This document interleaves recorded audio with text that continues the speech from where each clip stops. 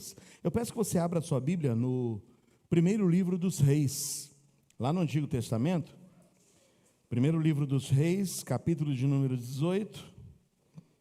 Eu quero inicialmente ler os versículos 30 a 32. Primeiro livro dos Reis, 18, 30 a 32.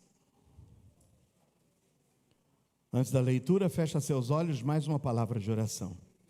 Pai, entregamos agora esse momento, esse tempo em Tuas mãos. Fala aos nossos corações nesse último domingo do mês da família. Que saiamos daqui decididos, ó Deus, a restaurarmos o altar na nossa família. Pai, que a Tua palavra fale, que Teu Espírito tenha liberdade de promover as mudanças necessárias. Por isso, me esvazio agora, me diminuo, para que o Senhor me use e fale através da Tua palavra, em nome de Jesus. Amém. Diz assim a palavra do Senhor no primeiro livro dos Reis, no capítulo 18, versículos 30, 31 e 32. Então Elias disse a todo o povo: chegai-vos a mim. E todo o povo se chegou a ele. E que fez Elias? Restaurou o altar do Senhor. E por que foi necessário restaurar o altar do Senhor? Porque o altar estava quebrado. E Elias tomou 12 pedras, conforme ao número das tribos dos filhos de Jacó, ao qual veio a palavra do Senhor, dizendo: Israel será o teu nome. E com aquelas pedras edificou o altar, e edificou o altar em nome do Senhor. Amém? Irmãos, desde os primórdios, desde o início da história humana, o altar tem sido um ponto central na relação entre Deus e os homens. O altar ocupa um lugar especial nessa relação. O altar não era simplesmente uma pilha de pedras, como aqui nós vemos no texto, sendo feito por Elias. Mas é muito mais, vai mais além do que um empilhamento de pedras. Mas o altar, ele era um local sagrado, um ponto de encontro, onde se tinha a aparência de que o céu tocava a terra. Era um ponto de conexão entre Deus e os homens. Um local onde normalmente se buscava a adoração a Deus. Mas no altar era necessário que o ego, o orgulho, fosse ali crucificado. Que a vontade humana fosse rendida. E quando era aceso o fogo no altar, parece que a comunhão era restabelecida com o Senhor. Um famoso escritor, Tozer, diz que o altar é o lugar onde morre o eu e vive o Cristo.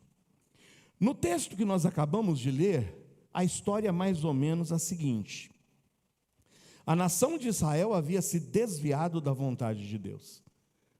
O povo de Israel havia se desviado dos preceitos de Deus. E estavam vivendo uma das piores épocas de apostasia, de afastamento da fé, já vivida. Sob a liderança de um rei chamado Acabe. Acabe que se unira a uma mulher chamada Jezabel, que era uma fenícia. E dessa união de Acabe, que tinha o conhecimento da verdade, tinha o conhecimento de Deus, mas uniu-se a uma mulher pagã, que tinha outras divindades como sendo as suas divindades. Jezabel acabou arrastando e tirando Acabe da sua fé e da sua confiança em Deus. Sabe por que o altar estava quebrado? Porque não mais nessa época se buscava Deus em Israel. Os altares estavam rotos, abandonados, quebrados, dilacerados. Estavam simplesmente corrompidos. E no lugar dos altares, onde se buscava a presença de Deus, a direção de Deus, haviam sido construídos altares, por exemplo, ao deus Baal, a Aserá, divindades pagãs. Israel havia abandonado a Deus e se voltado para o paganismo. Deus resolve então sacudir a sua nação. Elias se levanta e Elias profetiza: 3 anos e meio não choverá nessa terra. E de fato, por 3 anos e meio não choveu. E sabe o que isso deixou transparecer às pessoas que estavam abandonando o Deus de Israel e seguindo a Baal? A falibilidade de Baal. Baal era chamado o Deus da fertilidade, o Deus da chuva. E quando Elias se levanta em nome de Deus e diz: não vai chover, eu quero ver o que o Baal vai fazer agora. E por 3 anos e meio veio seca sobre Israel, época difícil e terrível. Fome se espalhou pela terra. E foi então que Elias resolveu dar o tiro de misericórdia, quando reúne o povo e acusa o povo do seu desvio, do abandono de Deus, e faz ali um desafio público. Pode trazer aí os sacerdotes de Baal, pode trazer os sacerdotes de Acera ou Acerá. E nós vamos aqui hoje ver quem é o verdadeiro Deus. E o povo todo reunido, aqueles sacerdotes do paganismo que eram sustentados por Jezabel, aceitaram o desafio.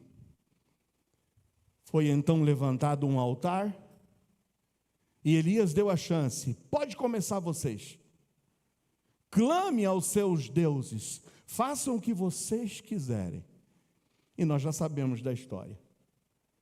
A gente sabe que os sacerdotes de Baal se retalhavam, se mutilavam, clamavam, gritavam, se ajoelhavam, rogavam. Fala um pouquinho mais alto, pode ser que o Deus de vocês esteja dormindo. Grita um pouquinho mais. E nada. Chega então a vez de Elias. Elias, em redor do altar, ainda manda cavar um sulco.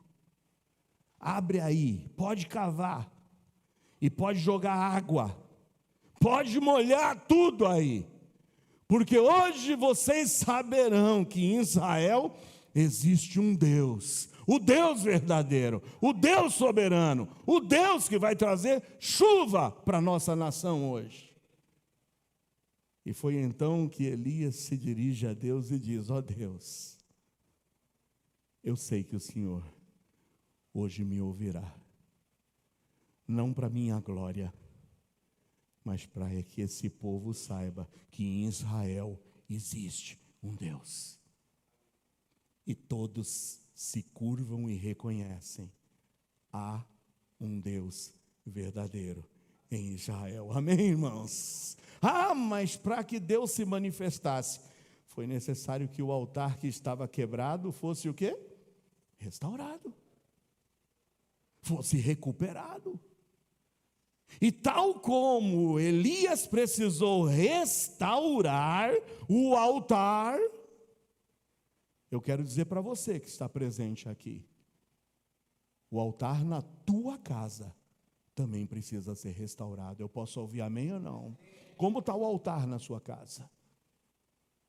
Quebrado, abandonado, empoeirado. Nós vivemos dias em que muitos lares estão destruídos, quebrados, arruinados e em ruínas espirituais. Casamentos enfraquecidos, filhos distantes, relacionamentos rompidos, lares destruídos.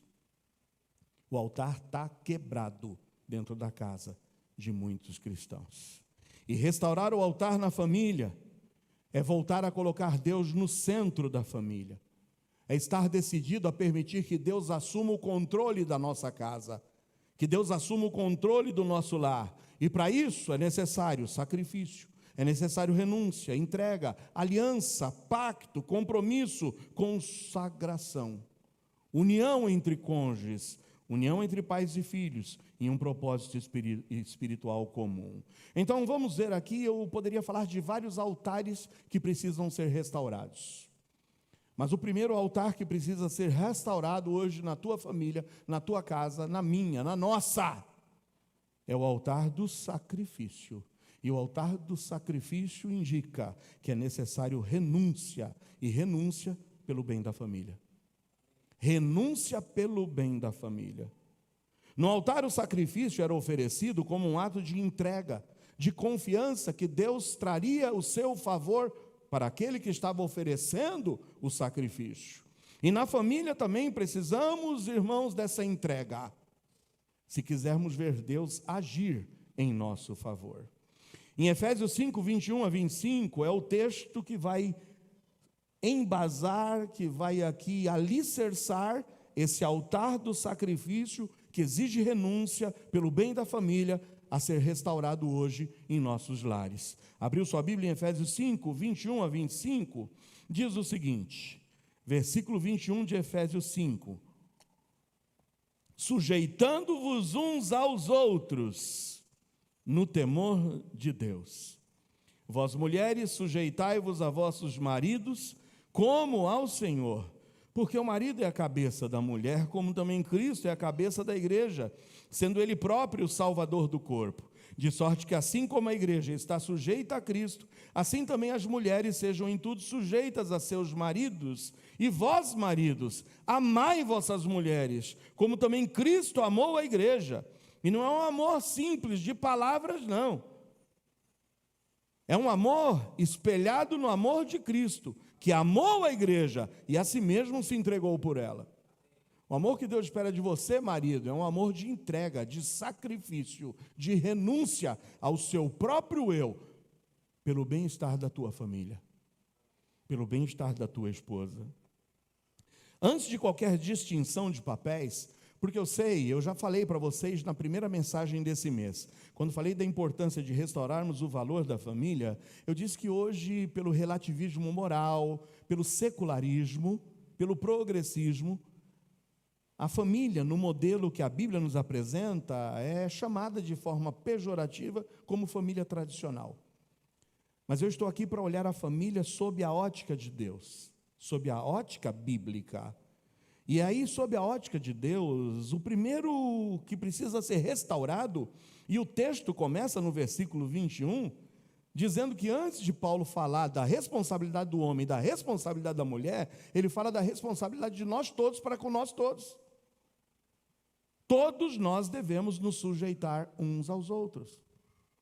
A sujeição não é algo específico só da mulher, mas é do marido também.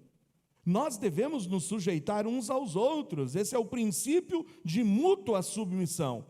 E para nos sujeitarmos a alguém, é necessário muita humildade, serviço, amor, mas muito mais ainda temor a Cristo. Quando o apóstolo começa falando, sujeitai-vos uns aos outros, ele está aqui apontando para nós que não há superioridade de valor. Nem homem é maior que mulher, nem mulher é maior do que homem. E esse princípio de igualdade está repleto na Bíblia. Não há mais macho, nem fêmea, nem servo, nem livre.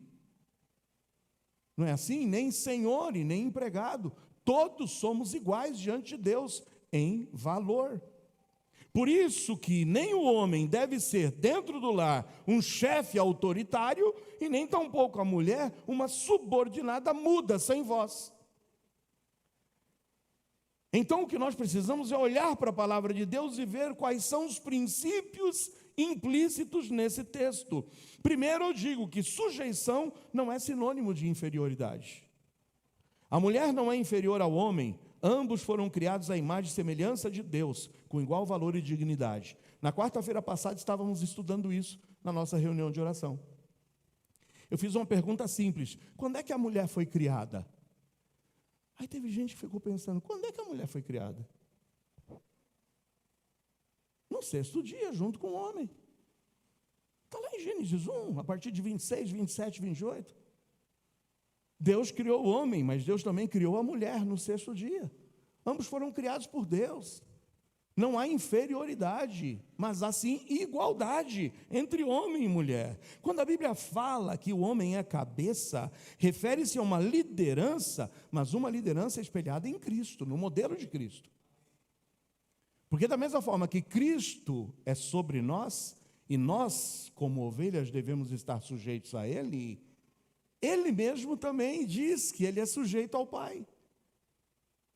E em nada diminui a sujeição de Cristo a Deus do seu tamanho de quem Ele é. Nós defendemos a Trindade, igual valor. Pessoas dotadas do mesmo poder, dos mesmos atributos.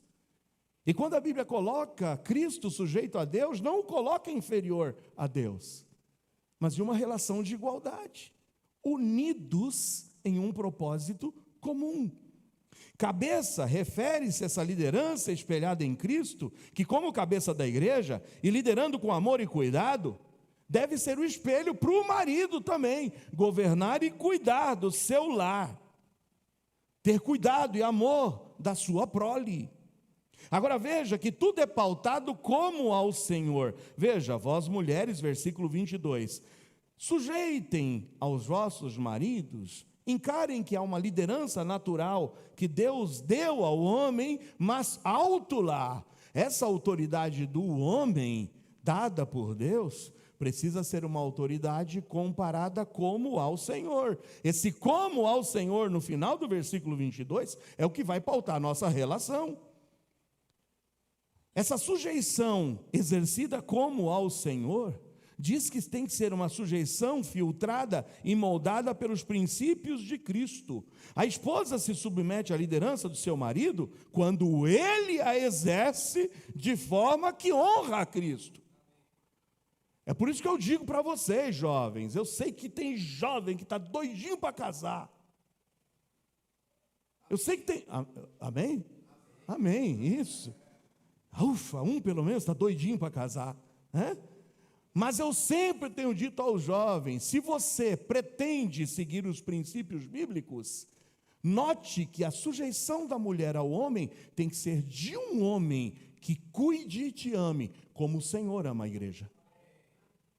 Por isso que alto lá, onde é que você está buscando o teu parceiro? Como é que você vai exigir do teu parceiro algo que seja pautado na lei do Senhor, se ele não teme ao seu Senhor? É por isso que eu digo, buscar no mundo um relacionamento é a pior coisa que alguém pode fazer. Se você quer que o teu casamento seja bem-sucedido, busque, você homem, uma mulher de Deus. E você mulher, busque um homem de Deus. E aí sim, os princípios bíblicos poderão ser vividos dentro do seu lar. Porque se o marido pedir algo que vai contra a vontade de Deus, a esposa tem o dever de obedecer a quem? A Deus? Não ao marido.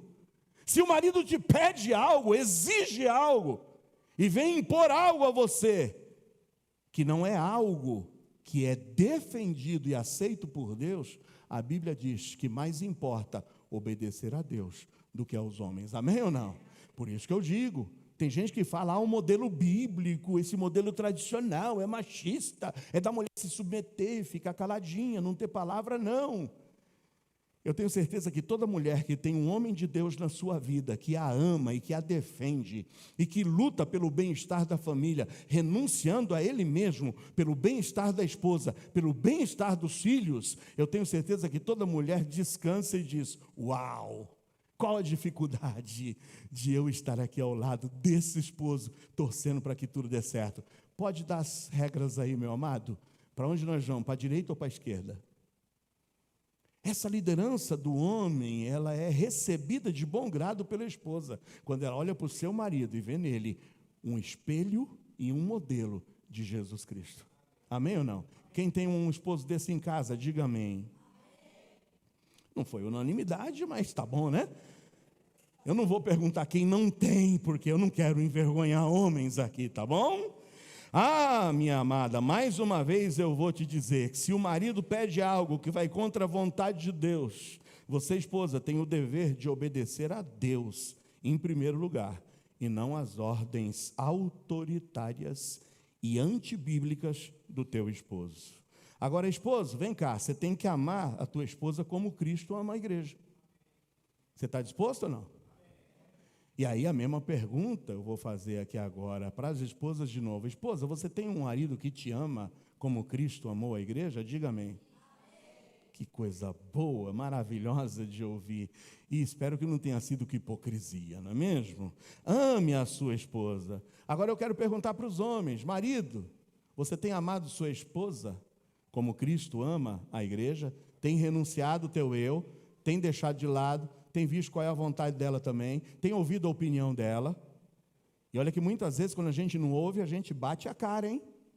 Sabe que a mulher tem bons conselhos para nos dar, mas você, às vezes, pela tua ignorância, você fala: quem manda sou eu, e a gente está batendo cabeça. Quantas vezes, se eu tivesse dado ouvidos à minha esposa, o caminho tinha sido encurtado. É por isso que hoje a maioria das vozes no GPS é de mulher, não é isso? É isso, é por isso. Quando você bota a voz de homem no GPS, você vai se dar mal. Deixa a voz da mulher mesmo lá no GPS, né? Vire à direita. Eu não sei fazer voz. Você sabe fazer voz de GPS, Samuel? Não, deixa para lá. Deixa para lá, vai. Não vou dar corda, não. Não vou dar corda. Mas é isso, ouça a tua esposa, em nome de Jesus, tá? O amor que Cristo tinha pela igreja é o amor ágape, sacrificial e incondicional, como o amor de Cristo pela igreja. É um amor que expressa e provê cuidado e proteção. O marido deve cuidar, proteger, nutrir, valorizar a esposa, como a si mesmo. Deve ser o provedor, protetor, líder espiritual do lar, não de forma dominadora, mas buscando o melhor para ela, porque ambos são iguais em valor diante de Deus. Amém ou não? Mas tem funções distintas. Agora, se você, homem, não tem assumido a liderança do teu lar e a tua mulher não confia em você, é tempo ainda de você renunciar, restaurar esse altar do sacrifício pelo bem da tua família. Renuncia a tua ignorância, essa tua soberba, esse teu orgulho. Dê o braço a torcer e reconheça quando a tua esposa tem razão para a salvação da tua casa e do teu lar. A esposa respeita e apoia a liderança do marido quando olha e vê no marido um modelo de Cristo.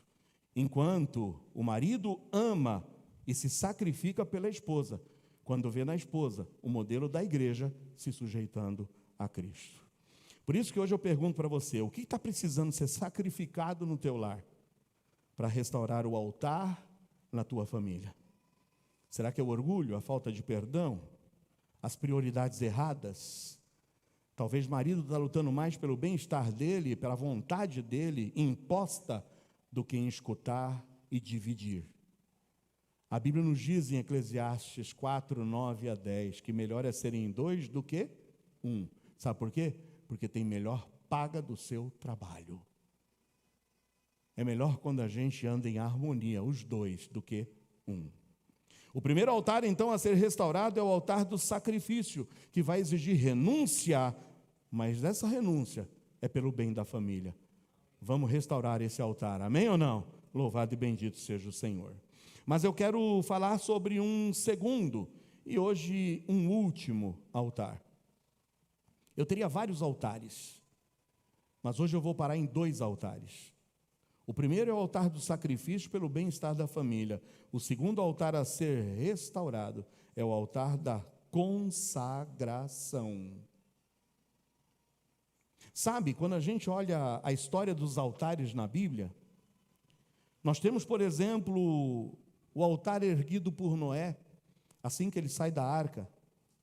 Um altar em que ele oferece ao Senhor a sua gratidão pelo cuidado, pela salvação da sua família. Nós temos altares memoriais que foram levantados por Abraão durante toda a sua trajetória, saindo de Ur dos Caldeus até chegar em Canaã. Ele foi erguendo altares por todas as cidades que ele passava.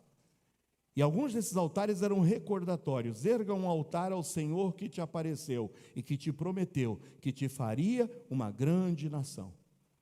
Mas um dos altares mais importantes na vida de Abraão foi também o altar que ele ergueu próximo à cidade de Betel. Lá em Betel, o nome Betel significa casa de Deus. Bet-El, casa de Deus. Ele ergue aquele altar em adoração ao Senhor, em consagração ao Senhor. Só que momentos depois, a fraqueza vem a Abraão. O fato de que olhava a terra toda e a fome se espalhava pela terra, e ele ouviu falar que no Egito tinha comida em abundância, que fez Abraão, junto com a sua esposa Sara, foram para o Egito em busca de comida. Só que chegando lá, ele se depara com uma nação próspera, rica, e temendo perder a sua esposa, que era bonita, formosa, ele lhe faz uma proposta indecente. Eles eram meio-irmãos, basicamente quase que primos. Mas sabe o que ele fala? Escuta, Sara, se alguém perguntar o que eu sou seu, fala que eu sou teu irmão, não fala que eu sou teu marido. Porque você é tão linda que eles vão querer, por conta da tua boniteza e da sua lindeza, acabarem me matarem, tirarem a minha vida para ficar com você. Então diga que eu sou teu irmão, porque aí vão tratar bem o cunhadinho, não é mesmo? Não é assim, lembra? Quando a gente quer ganhar a moça, a gente trata bem o cunhado. Eu me lembro que eu levava um cunhado, irmãos, de tiracolo, quando namorava uma moça antes da Cida. Cida vai se lembrar. Para onde eu ia, era o pré-requisito. Irmão Carlos chegava e falava, quer sair com minha filha? Tem que levar o Claudinho junto. Eu tinha que levar ele a tiracolo. Era o melhor cunhado que eu tinha, porque era o cunhado que me permitia estar junto com a namorada. Dava sorvete, pagava hambúrguer. Era aquilo, né? Então Abraão estava pensando nisso. Olha, ele vai tratar bem a mim, o cunhadinho. Olha que proposta indecente. Mas a Bíblia diz que Deus preservou a vida de Sara para que ela não fosse tomada pelos homens do Egito. E foi revelado a Faraó que ela era, na realidade, esposa, e não irmã. O Faraó chama o Abraão e dá uma lavada nele, um serão, irmãos. Por que você mentiu? Olha o que você trouxe aqui para a nossa nação, olha a desgraça que você trouxe. Sai daqui, vai embora. Mas o cabra ainda saiu abençoado. Levou ainda gado, levou um montão de coisa. Mas por que eu estou falando? Porque aí Deus aparece a Abraão e diz, Abraão, volta para o lugar de onde você nunca deveria ter saído. E a Bíblia diz que ele voltou exatamente para o altar onde ele havia erguido, na cidade de Betel. Sabe, quando a gente se afasta de Deus, a gente vai para a ruína. Mas nunca é tarde da gente voltar para o altar, para Deus, para a presença dEle. Restaura hoje o altar da consagração no teu lar. Volta enquanto é tempo. Volta, reordena o teu caminho em nome de Jesus. Em Romanos 12:1 está escrito, rogo-vos, pois, irmãos, pela compaixão de Deus, que apresenteis os vossos corpos em sacrifício vivo, santo e agradável a Deus, que é o vosso culto racional. Hoje o Senhor quer, na restauração do altar da consagração na tua vida, não que você deposite um animal, não precisa fazer memorial, não precisa botar pedra, não. Porque hoje a Bíblia diz que o Senhor quer é a tua vida, é o teu coração, é a tua mente, é o teu intelecto, que você apresente você mesmo como sacrifício vivo, santo e agradável a Deus, cultuando-o racionalmente. Será que sua família tem vivido nos padrões de Deus ou sua família tem vivido nos padrões do mundo? A consagração de uma família a Deus é um ato de entrega total e amorosa à sua vontade, onde cada membro da família busca viver em santidade e unidade sob os princípios divinos. Agora, para isso vai ser exigido unidade espiritual. Pai, nunca é tarde para restaurar o altar da consagração na tua casa, mas todos têm que estar juntos no mesmo propósito. Teus filhos que estão debaixo do teu mesmo teto precisam estar vivendo a mesma consagração. O que é que tem entrado dentro do seu lar e que você tem permitido que entre dentro do seu lar?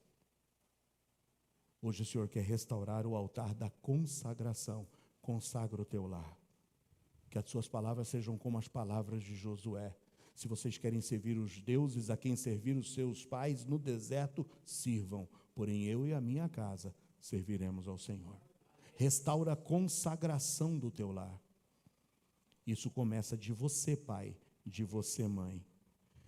Em Romanos 12:18 diz, se possível, no que depender de vós, tenham paz com todos. Busque essa unidade dentro do seu lar. Chega a discussão, de briga. de situações adversas, vamos botar ordem racionalmente, vamos conversar, lembra, restaurar a comunicação para que haja consagração, mas que a gente comece a deitar fora da nossa casa os deuses estranhos, os ídolos que ainda tem, os resquícios do mundo que ainda estão insistindo em continuar dentro do nosso lar. Erga um altar e consagre a tua casa, consagre o teu lar a Deus e a Jesus. Ai, irmãos, vai ser necessário amor e perdão sendo fortalecidos. Em Colossenses 3,13, Paulo diz: suportem-se uns aos outros, perdoem-se mutualmente.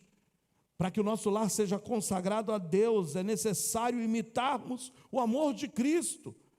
E o amor de Cristo é um amor que perdoa, que tolera, que releva, que busca a reconciliação. O que precisa ser ajustado ainda na tua casa para que a consagração seja total e completa? Restaura o altar no seio do teu lar em nome de Jesus.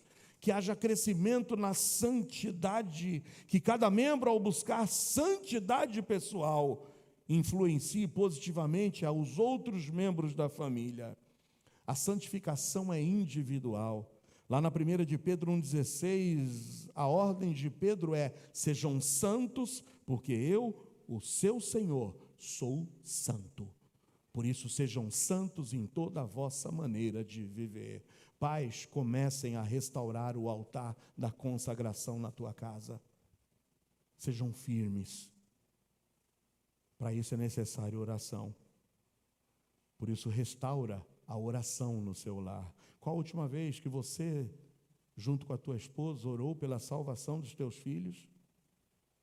O quanto vocês têm lutado em um bem comum, que são os seus filhos? Consagre os seus filhos ao Senhor. Por isso que a melhor coisa que um casal pode fazer quando tem o seu filho mais tenro e pequenino é consagrá-lo ao Senhor, é oferecê-lo ao Senhor. Não tem nada de místico quando a gente chama um casal aqui que está com seu filho recém-nascido ou nos primeiros meses, a que venham aqui firme um compromisso de oferecer esse filho ao Senhor e lutar com unhas e dentes para que a palavra de Deus seja o que vai pautar as decisões no seu lar. Consagre os seus filhos ao Senhor. Ore pelos seus filhos. É isso que Jó fazia todas as manhãs. Oh, meus amados, quando cada um prioriza Deus no seio da família, a família vai se tornar um refúgio de amor, de fé e de graça, refletindo o reino de Deus na terra. Amém ou não? Consagre o seu lar ao Senhor. Eu quero concluir dizendo que assim como Elias restaurou o altar do Senhor em Israel, nós precisamos reconstruir também e restaurar o altar espiritual em nossos lares. Para isso é necessário sacrificar o orgulho, a nossa vontade, pelo bem da família. Para isso é necessário adorarmos a Deus juntos, em oração e com a palavra. Não diga vão para a igreja, mas diga vamos para a igreja. Não tem nada místico aqui, mas aqui é o lugar para a família estar reunida. É pai, é mãe, os filhos.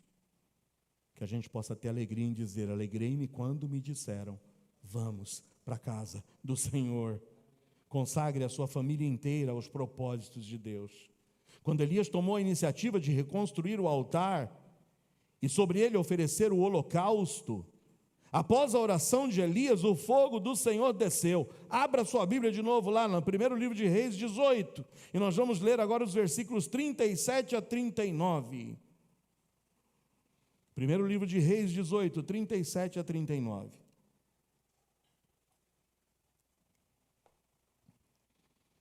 Depois do altar restaurado, a oração de Elias foi a seguinte, com o povo todo reunido: responde-me, Senhor, responde-me para que esse povo conheça que Tu és o Senhor Deus e que Tu fizeste voltar o seu coração. Então caiu fogo do Senhor e consumiu o holocausto e a lenha e as pedras e o pó e ainda lambeu a água que estava naquele rego que foi feito, cavado em redor do altar. O que vendo todo o povo, caíram sobre os seus rostos e disseram, você pode dizer comigo o que o povo disse? Só o Senhor é Deus. Mais uma vez, só o Senhor é Deus. Restaura o altar do teu lar. Restaura o altar na sua família. Porque só com o altar restaurado, o fogo de Deus descerá. Salvação virá. Transformação virá. O orgulho vai ser colocado de lado. O paganismo será colocado de lado. E eu e minha casa serviremos ao Senhor, e a uma só voz, como o povo disse, nós diremos, só o Senhor é Deus. Só o Senhor é Deus. Que nesse mês da família você tenha aprendido que quando as famílias são restauradas, as gerações serão transformadas. Quer transformação? Restaura o valor, o amor, a comunicação, mas acima de tudo, o altar na tua família. Restaura o altar. Restaura hoje. Prontifique-se, você e tua esposa, nós vamos consagrar o nosso lar e as nossas vidas ao Senhor. Nós vamos consagrar os nossos filhos ao Senhor. Nós vamos consagrar as nossas vidas, os nossos negócios, a nossa casa ao Senhor, porque só o Senhor é Deus. Só o Senhor é Deus. Fecha seus olhos.